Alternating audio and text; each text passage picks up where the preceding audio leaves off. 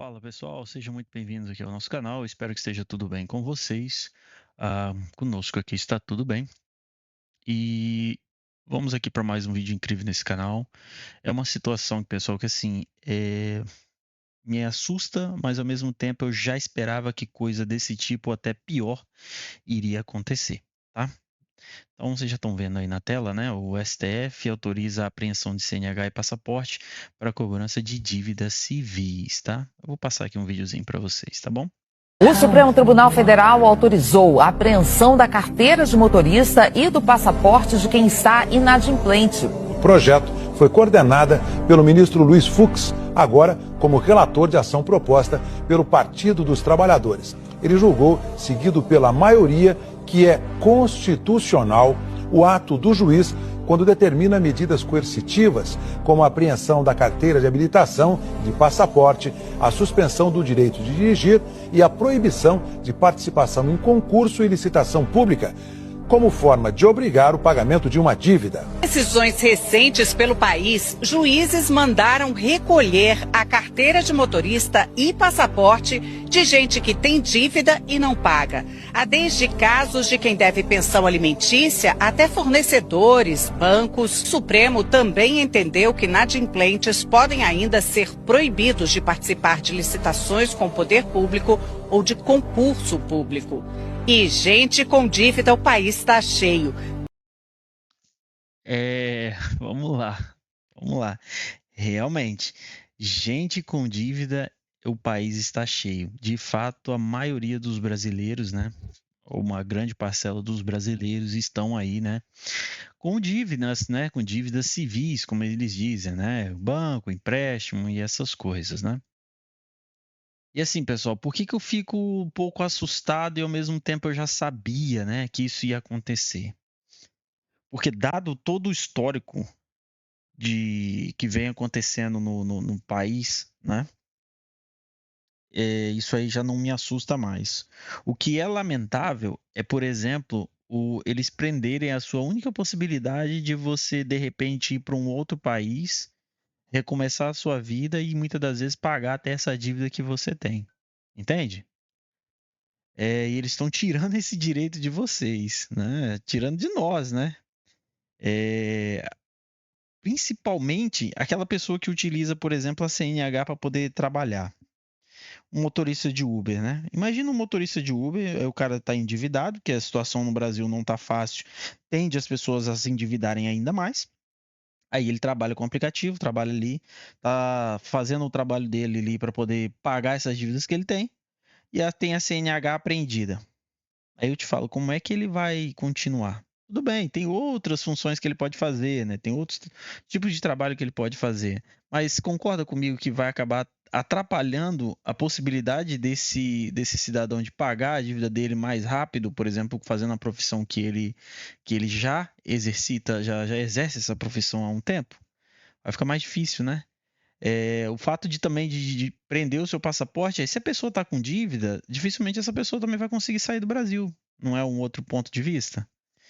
Mas isso é preocupante, que isso abre margem para outras coisas que pode acontecer no futuro, tá?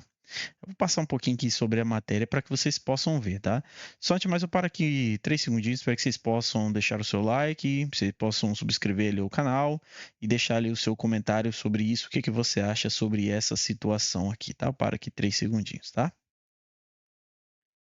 Muito bem, pessoal, vamos lá. O STF, né, o Supremo Tribunal Federal, acaba de autorizar a possibilidade de apreensão da CNH e do passaporte de brasileiros com dívidas civis, mediante decisão judicial específica, né? A medida é válida em todo o país, visa incentivar a negociação entre devedores e credores e não terá aplicação automática. Tá? Então, ou seja, não é uma aplicação automática. A empresa precisa entrar com um processo para poder, né, solicitar ali a apreensão da sua CNH e do seu passaporte. Mas vamos levar em consideração aqui, nesse ponto, um banco, por exemplo. Imagina que um banco pega um apanhado de pessoas e resolve, sei lá, ele resolve, fala, não, quer saber, vou processar todo mundo, já que não estão pagando mesmo, vou processar todo mundo e vou solicitar, então, a apreensão da CNH e do passaporte dessas pessoas. Eles podem fazer, porque o banco ele tem os advogados dele, né? Então pode mover uma ação judicial contra várias pessoas ao mesmo tempo. Aí você pode pensar assim, mas isso vai gerar custos pro, pro banco. Não, realmente, pode até gerar custo para o banco, mas ao mesmo tempo pode forçar o cara a renegociar a dívida dele, né? E fazer os pagamentos mediante isso. Imagina. De qualquer forma, o banco vai acabar recebendo o dinheiro dele, né? Que é o objetivo. E muitas das vezes ainda pode jogar um processo por cima para que a pessoa possa pagar os custos administrativos ali do processo, né? Isso aqui é só um ponto de vista meu, uma outra visão, um outro caminho que eu acredito que possa acontecer, né? Porque vindo do Brasil, hoje a gente não pode duvidar de mais nada, né? Vamos lá, então vamos dar um segmento ali. A decisão se restringe a dívidas civis, né? Isso aqui, até o momento, a dívida civis. Isso pode expandir, pode dar margem para mais coisas, tá? Como cheques sem fundos, empréstimos bancários, financiamentos e compras parceladas não quitadas. Débitos de pequeno valor, além de dívidas tributárias e trabalhistas, não serão afetados, pois já possuem regras próprias para a execução. Mas isso eu acredito que, assim, sendo bem honesto, isso é questão de tempo para alterarem tudo também. Tá, vamos lá. Para que a apreensão dos documentos ocorra, será necessário que o credor ingresse com um pedido judicial. Aquilo que eu falei para vocês, tá?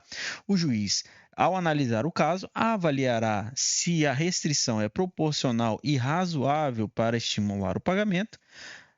Não se trata de penalidade automática, mas de um instrumento para evitar a inadimplência prolongada, afirmou o ministro, né, Luiz Barroso, né, presidente do STF. Vamos lá, o Supremo também determinou que a medida não pode impedir o exercício de atividades profissionais que dependam dos documentos. Tá. Mas, por exemplo, um motorista de aplicativo, como aquele caso que eu dei para vocês, esse cara, ele não tem uma carteira assinada, né? Por exemplo, ali, ó, quando ele fala não impedir o exercício de atividades profissionais. Imagina o cara que ele tem uma carteira de motorista e tem a moto dele para ir para o trabalho dele. Isso eu tenho certeza que não vai entrar ali, porque eles vão jogar naquela. Não, ele pode ir com o transporte público. E aí? Entende? Então, assim, quando eu falo assim, ó, que a medida não pode impedir o exercício das atividades profissionais, todo mundo acha assim, mas aí tá tudo bem, né? Ele não vai impedir o cara do Uber, por exemplo, de exercer a atividade profissional dele. Tá, mas o Uber ele não é registrado, né? Numa carteira de trabalho.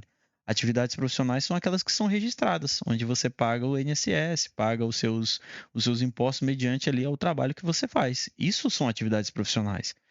Agora, se você não tem aquilo registrado, não é uma atividade profissional legalizada, digamos assim. Não que você está fazendo alguma coisa de errado, mas se você não paga imposto, como por exemplo, se você tem uma barraquinha de comida e você vende aquilo ali sem ser registrado como uma pequena empresa, por exemplo, aquilo não é uma atividade profissional legal, entre aspas.